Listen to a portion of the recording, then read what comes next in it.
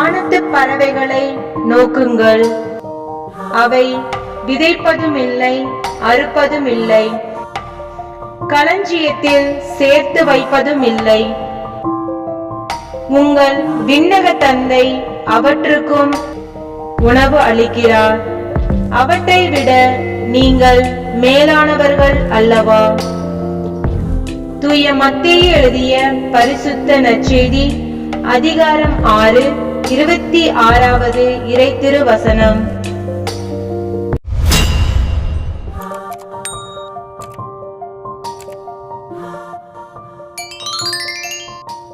வானத்து பறவைகளை நோக்குங்கள், அவை விதைப்பதும் இல்லை, அறுப்பதும் இல்லை, களஞ்சியத்தில் சேர்த்து வைப்பதும் இல்லை. உங்கள் விண்ணக தந்தை அவற்றுக்கும் உணவு அளிக்கிறார்.